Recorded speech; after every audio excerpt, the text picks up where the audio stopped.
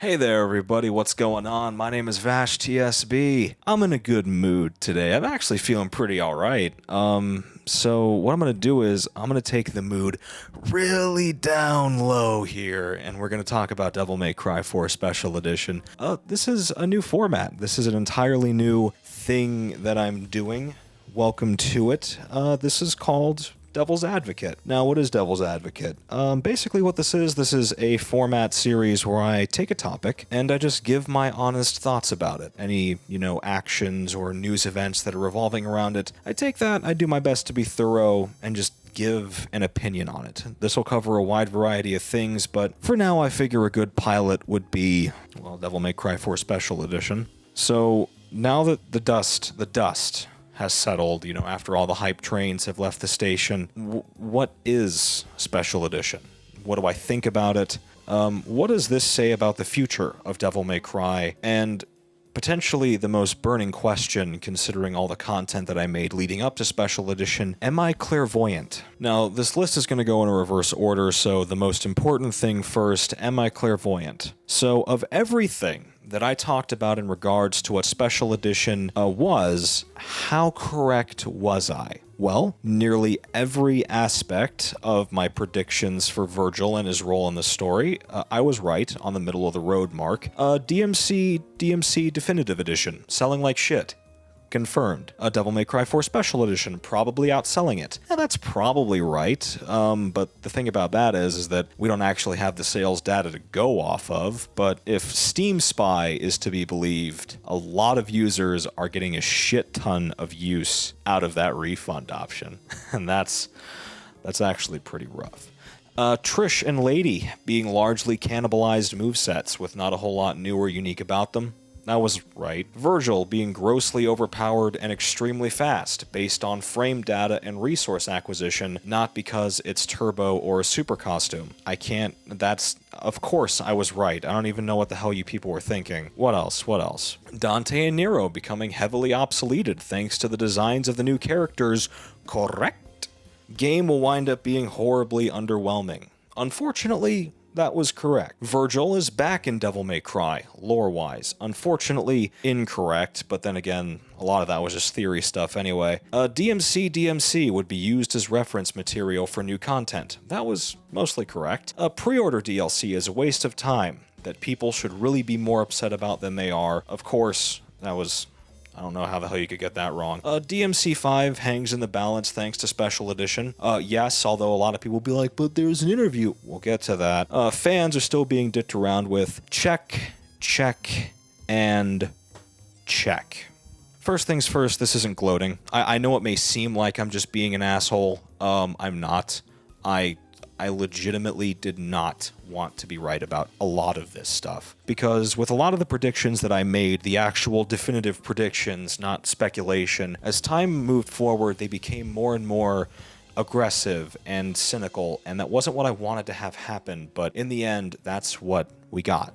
And that's unfortunate, but that's just sort of how it turned out. Really, the best way I can describe this from a slightly more lighthearted perspective is, it's like if you're in a conversation with your friend, and, you're just bullshitting back and forth, and just to add to the conversation, you just give a throwaway opinion that you don't really believe at all. It's like if I were to be talking to Pokey right now, and Pokey's just like, hey Vash, how was your day? And I was like, oh, fine, how are you? And he's like, I don't know, women are weird. And I'm like, yeah, and they can't drive either, am I right? And he's like, it's actually a really good point, Kevin. And I'm like, no, listen, Mark, no, I don't mean that, no, stop. It's like that. It's exactly like that, because a lot of it was just like, oh, well, I bet they'll do this. And then, just to spite me, they did it. They proved me right, and I didn't want to be right about a lot of this. So that's pretty unfortunate. That's a bit of a serious letdown. Pretty harsh in a lot of aspects as well. But what else? So what is Special Edition? And we're going to have to get comfy for this, so let me just hop in bed really quick.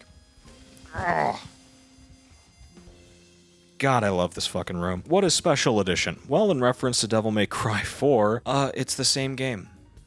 Same game in a lot of ways. It has a lot of the same issues that Devil May Cry 4 had. It has, it has pretty much the same reasons to like it in spite of its myriad design flaws. Still, the same missed potential, even with the new content, and as far as the new content goes, it somehow feels even more incomplete and unfulfilled than the first time around. I don't know how that's possible, but that's the world we live in. Now, the game is preserved in its entirety, with minimal improvements to small things like sprint and gyro blade startup. This is a problem for a number of reasons, because Devil May Cry 4, and I still maintain this opinion, is a pretty poor game when you get right down to it, from a design aspect.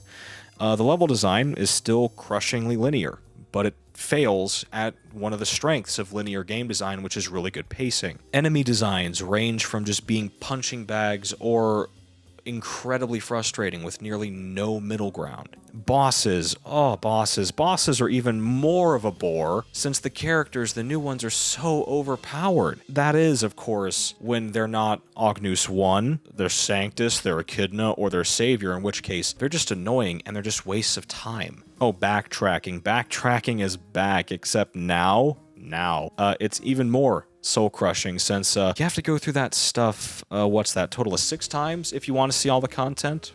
All the characters, minimum? 6?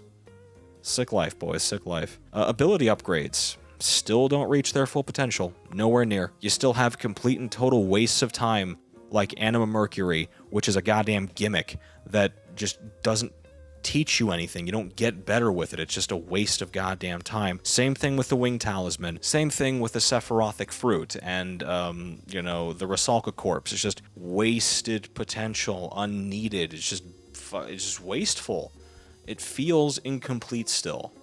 And there's no new customizational options. Even for the old characters, there's no customize menu. You can't make, you can't really take a good aspect of Devil May Cry 3 into 4 here. New story aspects are either non-canonical, or they really do just make the characters even more of a mystery. And that's to say nothing of how the story is so unfinished anyway. All in all, Special Edition is really just Devil May Cry 4 over again, which is really bad, because we can do so much better than Devil May Cry 4 in so many ways. Even the parts where it's really good on, which is the character control, the expression of the character kits, we can do more with that. But here we just didn't. And once again, Devil May Cry 4 shows a mountain, a huge, just a continent of potential. But that doesn't really say anything anymore, unfortunately, because the series has been showing incredible potential since the release of Devil May Cry 1. So I know I sort of just laid my hand out pretty clearly, but what do I think about it? What do I think about all this? So first off, I knew what this Special Edition was going to be towards the release date, and for that reason, I didn't buy Special Edition, not with my own money. A friend and fellow speedrunner PvtCinnamonbun was kind enough to give the game to me under the deal that I made with him that I would learn Virgil New Game and we would do races, because that does sound fun. So Cinnamon you better be getting that 120 right now. I know you're streaming while I'm doing this. You better be getting that 120, babe. I'm coming for that ass. But yeah, the game is just more of the same, and I got what I wanted out of this Special Edition when it was released nearly 8 years ago. And I think in a lot of ways that's the problem, is that if Special Edition came out a year after Devil May Cry 4, I would not be complaining right now. But an 8-year gap, nearly 8 years, this isn't worth it. This is not what 8 years difference should be for a game that had this much to improve and grow on. At the same time, though, I think that on a completely legitimate side note, Capcom deserves a Nobel Peace Prize for finally finding out a way to start and stop a hype train 3 times consecutively without missing a beat. Because see, it all started when Devil May Cry 4 was released. Devil May Cry 4 comes out and the hype train begins. Next-gen Devil May Cry experience. The game feels great to play, but it's like, okay, we can do a lot better than this. I can't wait to see what Capcom does next. And then slow down. You don't hear anything until, DMC announces. Boom, hype train, dead. Series potentially over. Crisis. The hype train didn't just stop, it fucking crashed. But then Oh my god, Special Edition. Special Edition hype train's coming in again once more. We're back on the hype train. Toot toot, go out, check my video. It's true. I was really excited because the hype train was real. After that, what happens? Suddenly we're getting more information, more and more information, and then, you know, we come to find out that it's the same game again. You know, it doesn't really reach anywhere near its full potential, and it has a lot of these added strings on it with, you know, the pre-order DLC, the no physical disc release outside of Japan, the microtransactions, and you know, the claim that if Devil May Cry 4 does well, or Special Edition does well, then the series continues. It's just a lot of unnecessary bells and whistles that really crippled the hype for this release. And then, well, that's the second time the hype train came to a close, but now it's up again, where it's like, oh my god, we might get Devil May Cry 5 irregardless of how well Devil May Cry 4 Special Edition does. And then an interview comes out where it's like, well, the future of the series is uncertain, but we'll get to that soon. It's just, I don't know how the hell Capcom does it. They start and stop so easily. So easily. I think this really just goes to show that in a lot of ways, Capcom knows how to make hype happen. When it comes to delivering on that hype, though, we could use some more. Problem of the game just being more of the same. I was okay with this. I was okay with the game being more of the same. That was before all of this additional stuff comes out about the DLC, the microtransactions, the no physical disc outside of Japan, and the reliance on Special Edition for the rest of the series. Just all of this unnecessary stuff. But outside of even that, it's more frustrating how Special Edition, to me at least, fails to live up to its own premise. So what is the premise of Special Edition? Virgil is back. You know, this is Virgil in Devil May Cry 4. This is Devil May Cry 4 done right, with a new story to expand upon the world of Devil May Cry and the characters within that. Lady and Trish, playable characters that are going to be unique and feel like them, like themselves. But in all of these things, Special Edition only meets those expectations about halfway. Virgil isn't back in any capacity. We still have no idea what's going on with him. Virgil in Devil May Cry 4 is just a mishmash of his Devil May Cry 3 Special Edition incarnation and his DMC incarnation. It's not like the leap that Dante took from 3 to 4. It's just Virgil, who's sped up a bit. And the concentration gauge, whilst a good mechanic, it doesn't really change his core fundamental gameplay as well as it could have. And as far as Devil May Cry 4 being done right, this is just the same game again. I'm going to keep saying that, but it's true. Same problems, same wasted potential, except now it has the added kicker of being released in 2015 instead of 2008. New story aspects, new character parts, they're basically missing in action, and when they're there, they feel rushed as hell. Rushed as hell. How did you guys like that ending cutscene for Virgil, by the way? I knew I was riveted. I'm gonna be honest, dude. When he's walking down that alleyway, the same alleyway he came through, dude, fine art. Oh, it's beautiful. I loved it. I didn't want to put my head through my desk at all. Nope, not at all. Lady and Trish are mostly just mishmashed movesets taken piecemeal from Dante, Nero, and Virgil, when you really break it down. And moreover, if that's all that these characters were, how come we didn't get more? Why didn't we see more characters that were just existing kits Frankenstein together? In pretty much every aspect, the game just doesn't live up to the expectation that it set for itself. This isn't me being ass hurt because it didn't meet the expectations that I hyped the game up to. This is just the game not really living up to the extraneously low standards that it set for itself. Now, of course, as it do, and I completely understand this, the Defense Force has an excuse for all of this, and a relatively reasonable one on the surface. It goes something like this. Well, according to Itsuno, in this GameSpot interview, not only do they debunk your claims about the series not being held to ransom, but they also didn't have enough time to fully flesh out a Lady and Trish. Take that, you console-hating fuck.